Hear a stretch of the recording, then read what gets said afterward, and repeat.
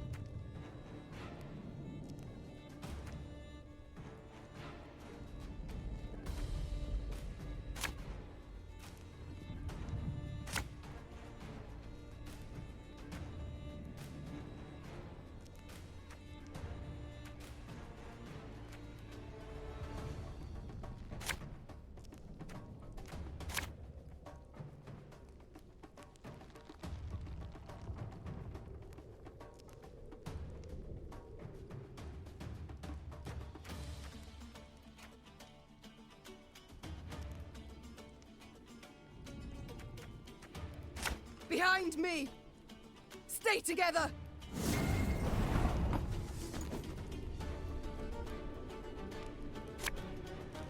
Ours is not to reason why.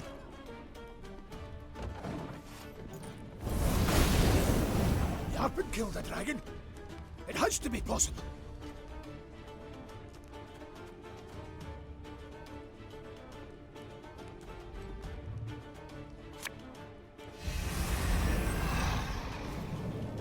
Your Grace, we're taking losses!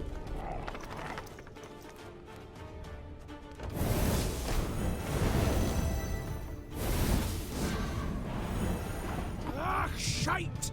He's raging now! Watch out!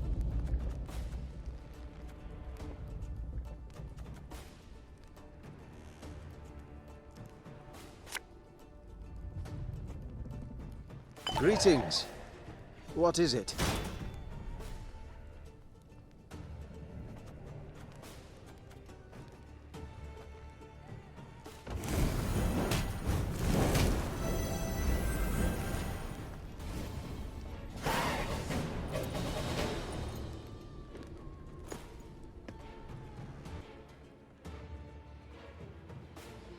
That day, many Lyrians perished, either to the dragon's all-consuming fire or to its flesh-rending claws.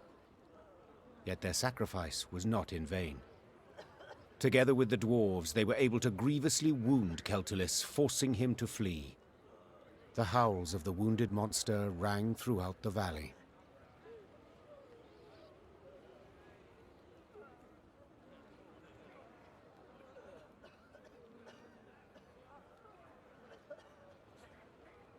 That's right, howl, you scurvy snake! Shouldn't they ever attacked us, eh? Damn fuel lizard!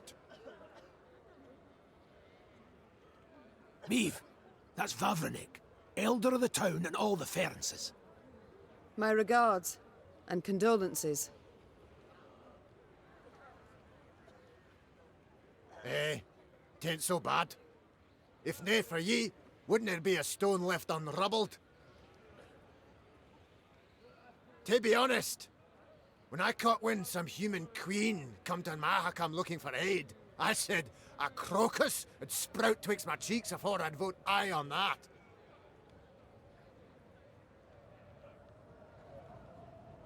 Gonna be a fear to look in my breeches after, but changed my mind. After what I saw today, what ye did for us, you've the support and undying gratitude of all Ferences. Thank you. Faced with a Nilfgaardian peril, that means a great deal. Forgive me for interrupting this tear-tugging scene of interracial reconciliation, but I can't hold back no longer. Vavrenik! Double shice! What happened? Why'd Keltullis attack? I ken as much as ye, meaning squat diddly. Just flew up, started spewing flames, half the town lit up in a flash. Sheepshank! 300 years I've been a good neighbour. What's done's done. Gotta think about the future. The Drake's just taking a breather. Gotta finish him off before he's regained form. Meaning we haven't much time. He heals like an alchemist's pup. And the nearest guards are miles away. He'll be up flying again before they get here.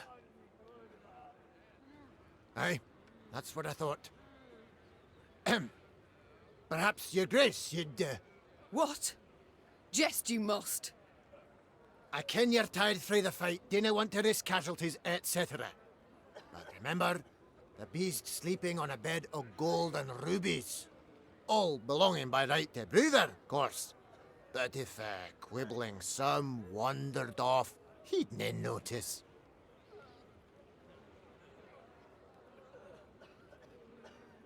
I admit that does alter my calculations. Besides, the dragon was badly wounded. Putting it featherly, blood poured out of him like a leaky bladder. Just needs a coup de grace. Fine. I'll do the deed. Ken you'd see the light. Oi, Vavrenik, Vavrenik. This lady's gonna make your rump a regular crocus garden. Aye, Queen's doing us a great service. One that'll profit us both. So, where is Keltullis' lair? North through here. It's a vast cavern. Ye canna miss it. Meave bid farewell to Vavrenek and set out on her way. Did her way lead to the dragon's lair, you ask? Shh. Let's not spoil the surprise.